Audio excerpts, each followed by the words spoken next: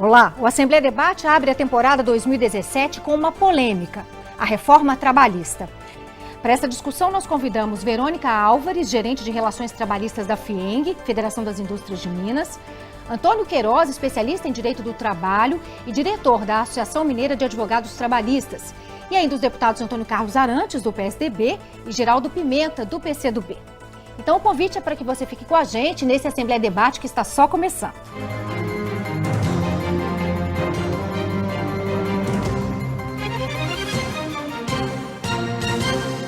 Bom, primeiro agradecer a presença dos senhores, terem cedido aí o tempo para a gente discutir esse assunto tão importante que a programa a gente vai tentar destrinchar um pouquinho cada ponto dessa reforma, principalmente essa questão dos acordos que passam entre trabalhador e patrão, que passam a valer agora como lei. Mas vamos continuar a nossa rodada inicial. O deputado Geraldo Pimenta trabalhou muitos anos no Sindicato dos Metalúrgicos, tem uma experiência muito grande nessa relação patrão-empregado. O que o senhor está achando dessa reforma? Andréia, o trabalho é a atividade mais importante da humanidade. O trabalho transforma a natureza, transforma o mundo. Portanto, mexe com as pessoas, mexe com a gente. Portanto, devia ser mais valorizado.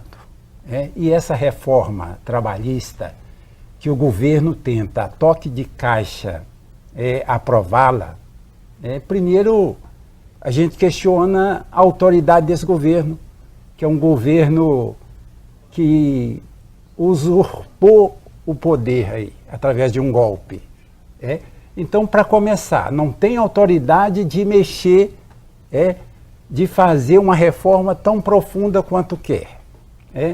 E segunda, que toca em questões essenciais aos trabalhadores, jornada de trabalho e condições de trabalho.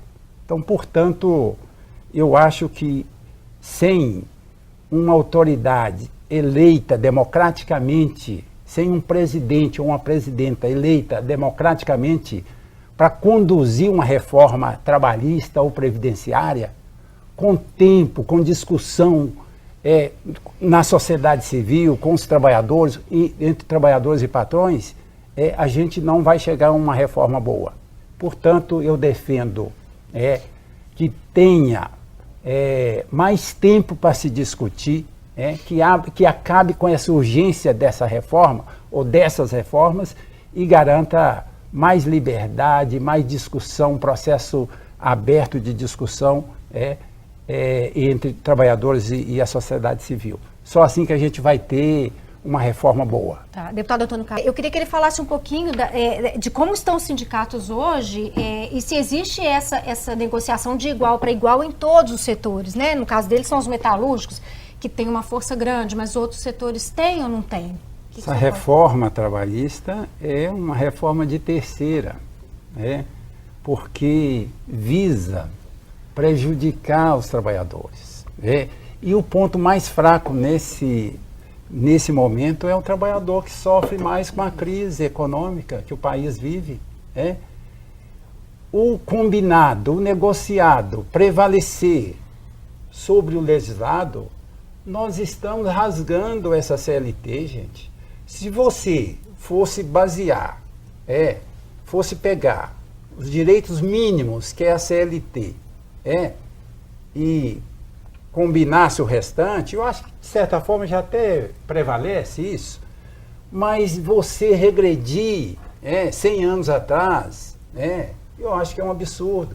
Os sindicatos não têm força política, não têm força para lutar contra a ganância do capital, sabe, Antônio? Não tem.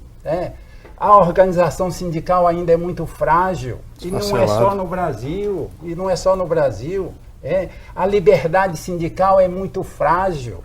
O sindicato, para se organizar no interior da fábrica, é proibido.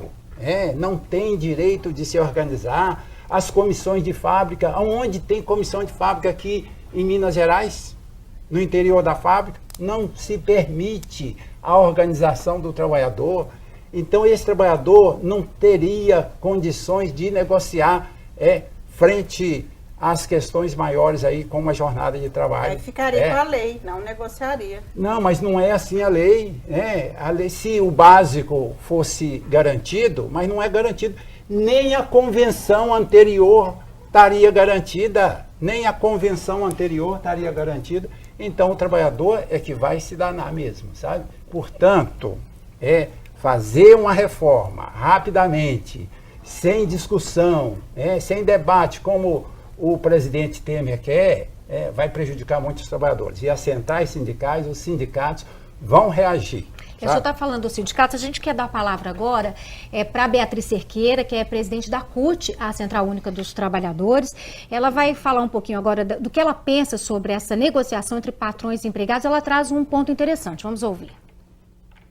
A terceirização, cujo projeto hoje está no Senado, se aprovada, aliada à ideia do negociado prevalecer sobre o legislado, vai mudar o patamar das relações de trabalho no Brasil. Então, nós estaremos diante da possibilidade de um rebaixamento histórico de direitos dos trabalhadores. Nenhuma sociedade resolveu os seus problemas diminuindo direitos e fragilizando a condição do trabalhador.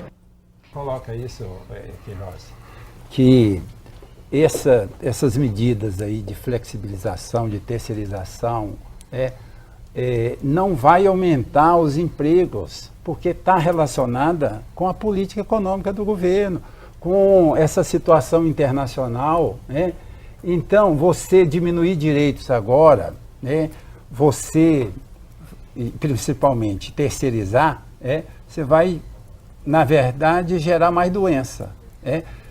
Hoje, por exemplo, na CEMIG, na Petrobras, em qualquer empresa que tenha trabalhadores terceirizados, a incidência de acidentes é maior nesses trabalhadores, sabe? As condições de trabalho são piores, o salário é menor, as condições de vida são piores, sabe? Então, a gente rebaixar a nossa legislação permitindo a terceirização ampla, sabe? Isso é um perigo.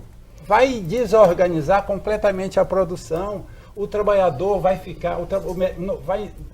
vai existir o metalúrgico sem metalúrgica, vai existir o bancário sem banco, vai existir o pedreiro sem a obra, sabe? Porque o trabalhador vai ficar refém de um escritório que vai terceirizar todo mundo. Mas o terceiro... A gente vai ouvir só uma falinha do pessoal do Sinduscon, do Sindicato da Construção Civil, que emprega muita gente. Eles têm uma opinião também sobre a reforma trabalhista. No caso da jornada de trabalho, tanto a jornada reduzida quanto a possibilidade de jornada elastecida num dia, mas condensada durante a semana, há a possibilidade também de empresas que necessitam de profissionais com essa flexibilidade abrirem novos postos e, com isso, combater o desemprego.